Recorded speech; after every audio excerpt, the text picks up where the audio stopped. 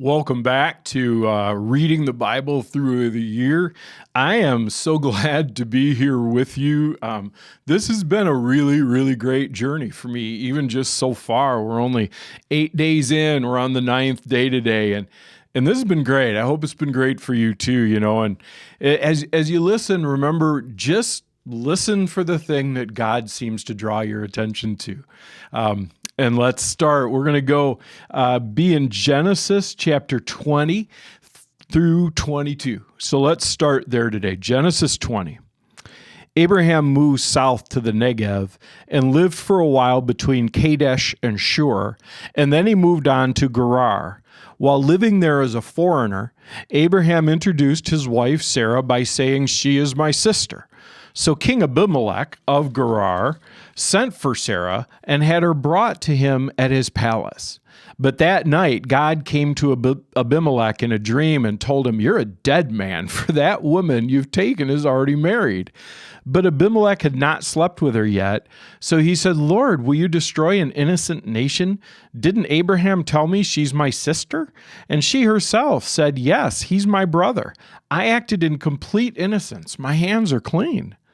In the dream, God responded, "Yes, I know you're innocent. That's why I kept you from sinning against me, and why I did not let you touch her. Now return the woman to her husband, and he will pray for you, for he is a prophet. And then you'll live.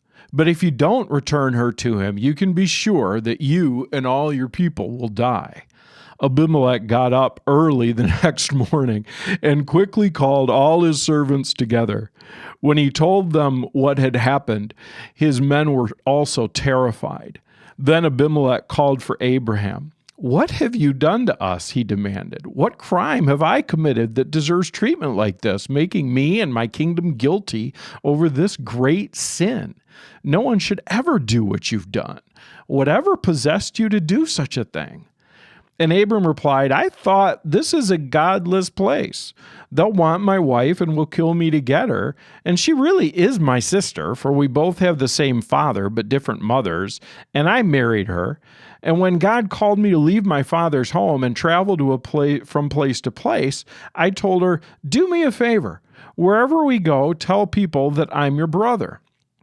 Then Abimelech took some of his sheep and goats and cattle, male and female servants, and he presented them to Abraham. He also returned his wife Sarah to him. And then Abimelech said, 'Look over my land and choose any place where you'd like to live.' And he said to Sarah, 'Look, I'm giving your brother 1,000 pieces of silver in the presence of these witnesses. This is to compensate you for any wrong I may have done to you. This will settle any claim against me, and your reputation is cleared.' Then Abraham prayed to God, and God healed Abimelech and his female servants so they could have children. For the Lord had caused the women to be infertile because of what happened with Abraham's wife Sarah." And so then we get to verse 21 and we get to the birth of Isaac. "The Lord kept his word and did for Sarah exactly what he had promised. She became pregnant, and she gave birth to a son, for Abraham in his old age could not have a child. This happened at just the time that God had said it would, and Abraham named their son Isaac. 8 days after Isaac was born, Abraham circumcised him as God had commanded. Abraham was 100 years old when Isaac was born. And Sarah declared, 'God has brought me laughter. All who hear about this will laugh with me. Who would have said to Abraham that Sarah would nurse a baby? Yet I have given Abraham a son in his old age.' When Isaac grew up and was about to be weaned, Abraham prepared a huge feast to celebrate the occasion. But Sarah saw Ishmael, the son of Abraham, and her Egyptian servant Hagar making fun of her son Isaac. So she returned to Abraham and demanded, 'Get rid of that slave woman and her son. He's not going to share the inheritance with my son Isaac. I won't have it.' This upset Abraham very much because Ishmael was his son. But God told Abraham, 'Do not be upset over the boy and your servant. Do whatever Sarah tells you, for Isaac is the son through whom your descendants will be counted.' But I will also make a nation of the descendants of Hagar's son, because he is your son too." So Abraham got up early the next morning and prepared food and a container of water and strapped them on Hagar's shoulders. And then he sent her away with their son, and she wandered aimlessly in the wilderness of Beersheba. When the water was gone, she put the boy in the shade of a bush, when she went out and sat down by herself about 100 yards away. "I don't want to watch the boy die," she said, and she burst into tears. But God heard the boy crying, and the angel of God called to Hagar from heaven, "Hagar, what's wrong? Do not be afraid. God's heard the boy crying as he lies there. Go to him and comfort him, for I will make a great nation from his descendants." And then God opened Hagar's eyes, and she saw a well full of water. She quickly filled her water container and gave the boy a drink. And God was with the boy as he grew up in the wilderness. He became a skillful archer, and he settled in the wilderness of Paran. His mother arranged for him to marry a woman from the land of Egypt. About this time, Abimelech came with Phicol, his army commander, to visit Abraham. "God is obviously with you, helping you in everything you do," Abimelech said. "Swear to me in God's name that you will never deceive me, my children, or any of my descendants. I've been loyal to you, so now swear that you will be loyal to me and to this country where you're living as a foreigner." Abraham replied, "Yes, I swear it." And then Abraham complained to Abimelech about a well that Abimelech's servants had taken by force from Abraham's servants. "This is the first I've heard of it," Abimelech answered. "I have no idea who's responsible, but you've never complained about this before." Abraham then gave some of his sheep, goats, and cattle to Abimelech, and they made a treaty. But Abraham also took 7 additional female lambs and set them off by themselves. Abimelech asked, "Why have you set these 7 apart from the others?"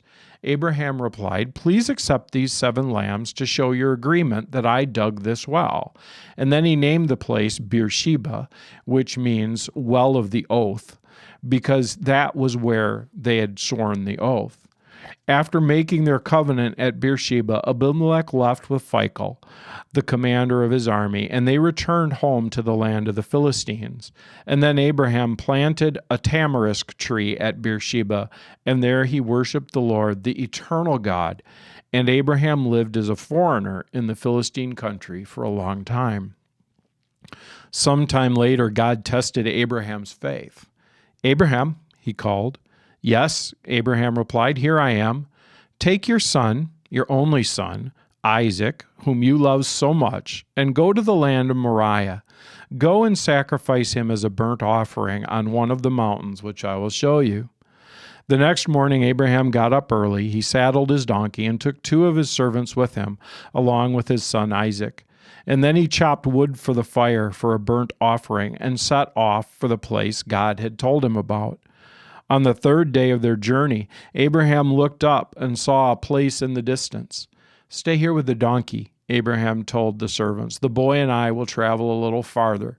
We will worship there, and then we'll come right back." So Abraham placed the wood for the burnt offering on Isaac's shoulders, while he himself carried the fire and the knife. As the 2 of them walked on together, Isaac turned to Abraham and said, "Father?" "Yes, my son," Abraham replied. "We have the fire and the wood," the boy said, "but where's the sheep for the burnt offering?" "God will provide a sheep for the burnt offering, my son," Abraham answered, and they both walked on together. When they arrived at the place where God had told them to go, Abraham built an altar and arranged the wood on it, and then he tied up his son Isaac and laid him on the altar on top of the wood. And Abraham picked up the knife to kill him as a sacrifice. At that moment, an angel of the Lord called to him from heaven and said, "Abraham, Abraham." "Yes," Abraham replied, "here I am." "Don't lay a hand on the boy," the angel said. "Do not hurt him anyway. For now I know that you truly fear God. You've not withheld from me even your son, your only son." Then Abraham looked up and saw a ram caught by its horns in the thicket. He took the ram and sacrificed it as a burnt offering in place of his son. Abraham named the place Yahweh Yireh, which means the Lord will provide. To this day, people still use that name as a proverb: on the mountain of the Lord, it will be provided. Then the angel of the Lord called again to Abram, said this is what the Lord says: because you've obeyed me and not withheld even your son, your only son, I swear by my own name that I will certainly bless you. I will multiply your descendants beyond number, like the stars in the sky and the sand on the seashore. Your descendants will conquer the cities of their enemies, and through your descendants, all nations of earth will be blessed, all because you've obeyed me. So that's the end of our reading in Genesis. And now we're going to jump forward to Matthew chapter 7. We're going to read verses 15 through 29. Beware of the false prophets who come disguised as harmless sheep, but they're really vicious wolves. You can identify them by their fruit, that is, by the way they act. Can you pick grapes from thorn bushes or figs from thistles? A good tree produces good fruit, and a bad tree produces bad fruit. A good tree can't produce bad fruit, and a bad tree can't produce good fruit. So every tree that does not produce good fruit is chopped down and thrown into the fire. Yes, just as you can identify a tree by its fruit, so you can identify people by their actions. Not everyone who calls out to me, Lord, Lord, will enter the kingdom of heaven. Only those who actually do the will of my Father in heaven will enter. On judgment day, many will say to me, Lord, Lord, we prophesied in your name and cast out demons in your name and performed many miracles in your name. But I will reply, I never knew you. Get away from me, you who break God's laws. Anyone who listens to my teaching and follows it is wise, like a person who builds a house on a solid rock. Though the rain comes in torrents and the floodwaters rise and the winds beat against that house, it won't collapse because it's built on bedrock. But anyone who hears my teaching and doesn't obey it is foolish, like a person who builds a house on sand. When rains and floods come and winds beat against that house, it will collapse with a mighty crash. When Jesus had finished saying these things, the crowds were amazed at his teachings, for he taught with real authority, unlike their teachers of the religious law. Now we're going to jump back to Psalm 9. We're going to read Psalm 9, verses 1 through 12. I'll praise you, Lord, with all my heart. I'll tell of the marvelous things you've done. I'll be filled with joy because of you. I will sing praises to your name most high. My enemies retreated. They staggered and died when you appeared, for you have judged in my favor. From your throne, you've judged with fairness. You've rebuked the nations and destroyed the wicked. You've erased their names forever. The enemy is finished in endless ruins. The cities are uprooted from now forgotten. But the Lord reigns forever, executing judgment from his throne. He will judge the world with justice and rule the nations with fairness. The Lord is a shelter for the oppressed and a refuge in times of trouble. And then we're going to go to Proverbs chapter 2. We're going to finish chapter 2, verses 16 through 22. Wisdom will save you from immoral women, but the seductive words of the promiscuous woman. She has abandoned her husband and ignores the covenant she made before God. Entering her house leads to death. It's the road to the grave. The man who visits her is doomed. He'll never reach the paths of life. So follow the steps of the good and stay on the path of the righteous. For only the godly will live in the land, and those with integrity will remain in it. But the wicked will be removed from the land, and the treacherous will be uprooted. And then we've been sharing just a little thought every day from Oswald Chambers and My Utmost for His Highest. So it says, do we believe that God can fortify and protect our thought process far beyond where we can go? The man who's been dulled by sin will say that he's not even conscious of it. but the cleansing from sin we experience will reach to the heights and depths of our spirit if we will walk in the light as he is in the light. Man, there was a lot in these readings, and it's kind of tempting to go to Abraham and Isaac, and that's such a huge thing, Abraham doing that. I just can't imagine offering my child like that, and God, of course, offering the ram, and that being this amazing picture of Jesus as our sacrifice, and that the sacrifice that God provided so that Isaac didn't have to die is that one of those early images of what God is really intending to do, that the plan all along was that Jesus would come and that he would die as the sacrifice in our place. It's really tempting to go to that.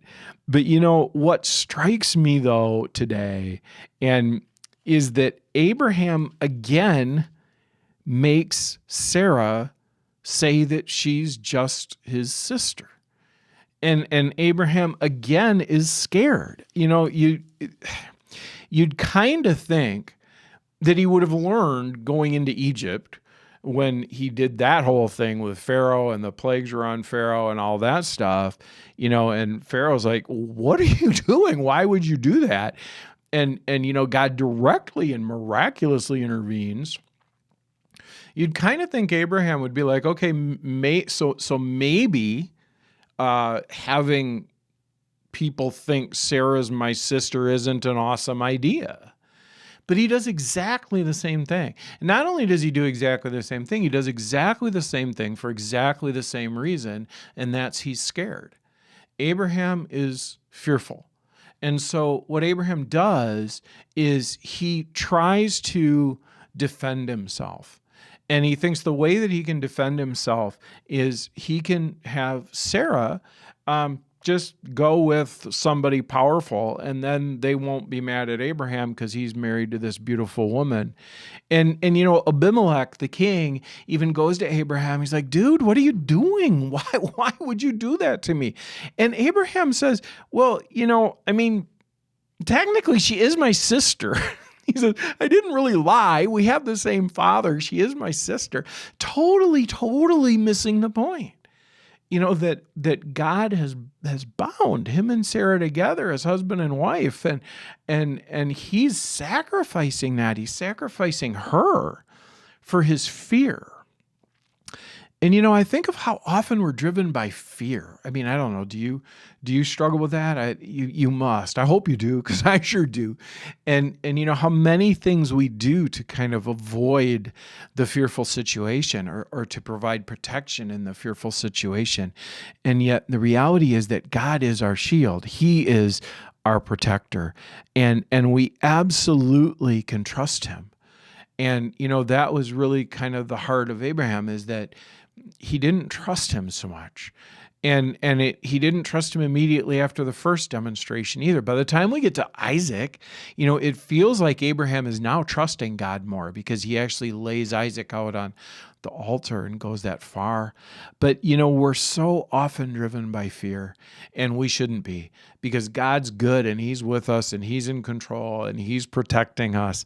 And so heading into 2021, right, we thought it was going to be so much better, and then all this other stuff happens. But man, don't be afraid. Don't be fearful. God's with us. He's for us, and he's all we need. Thank you so much for joining us. Remember, we got our calendar, so we're going to cross off day 9.